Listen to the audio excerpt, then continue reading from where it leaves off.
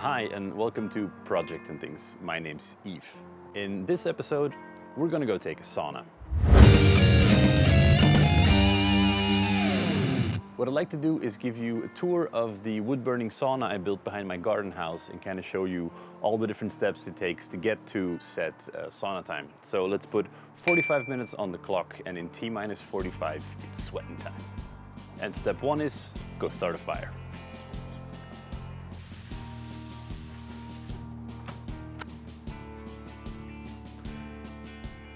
And to make fire, you need some wood.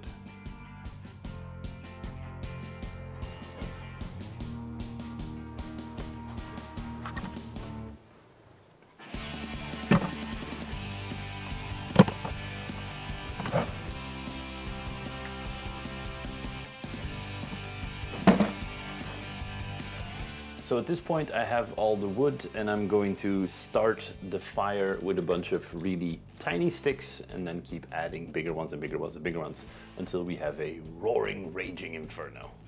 Slightly larger piece of wood, and then I stack some smaller stuff on top of that. And I'm essentially making like a teepee tent kind of a concept, in order to then light one flame in it and hopefully get that to go bananas.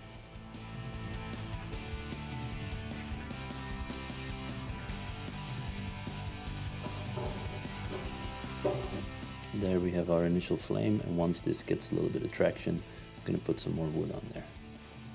Okay, things are heating up in there, so then we add a few more sticks to the inferno.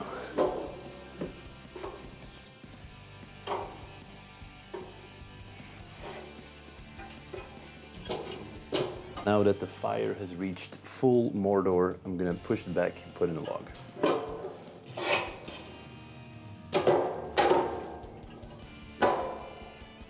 So the fire is going, that's step one finished. It's time to talk about the building itself. Now, the temperature is at about 18 degrees and the humidity is at 82, 85.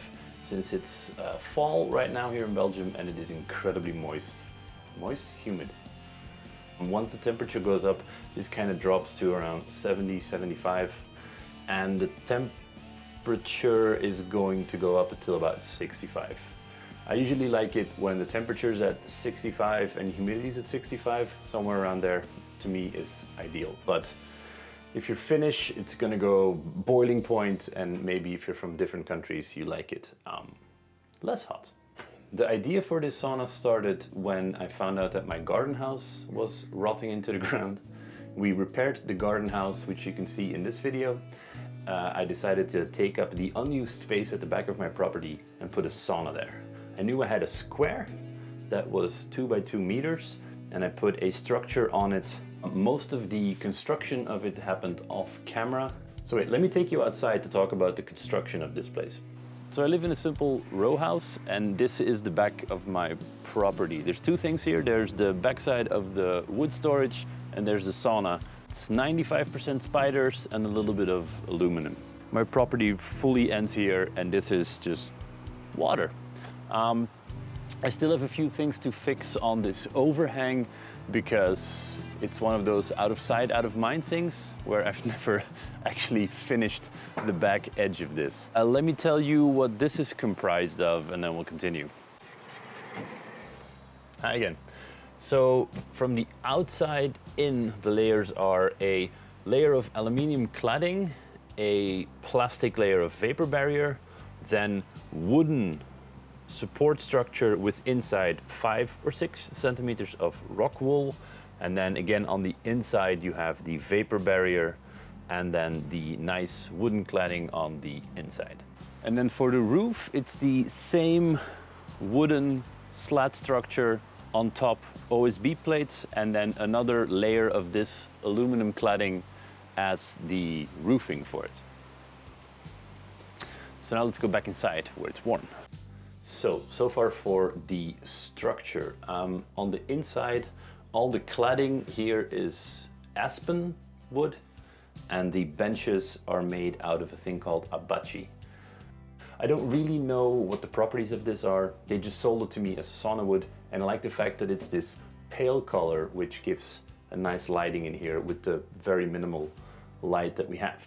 I have about 190 this way, and I have about 180, 175 that way.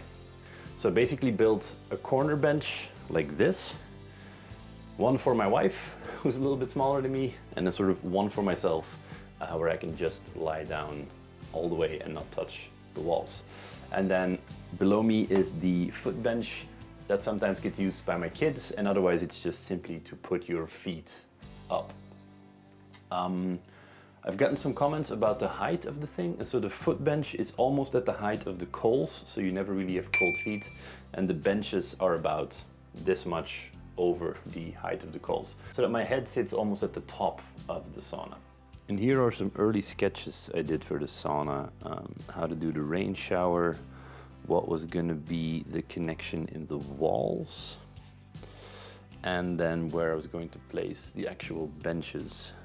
This is the seating height, and then this is the placement of everything.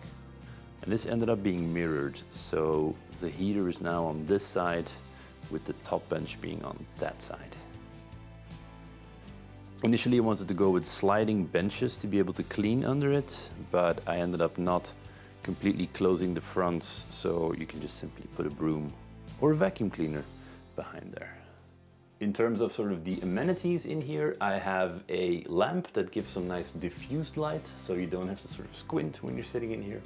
I got the thermometer and hygrometer to show me how humid it is in here and how hot it is in here. And then next to me there is a air inlet.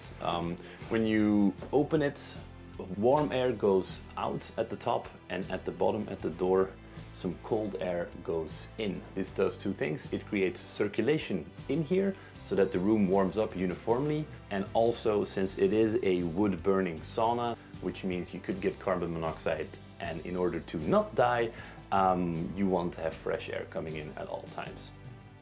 And I have one of these funky hourglass. I have this hourglass thingy which simply counts down 15 minutes and shows me when it's time to go take a shower. And speaking of showers, that's step 2. We're going to take an old jerry can that I turned into a shower, fill it with cold water, and hang it up outside here for the intermediate shower session.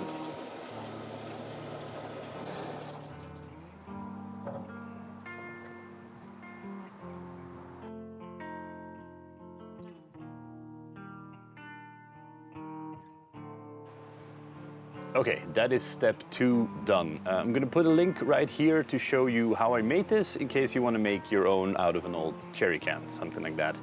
So now let's go check on the fire and see how hot the temperature got.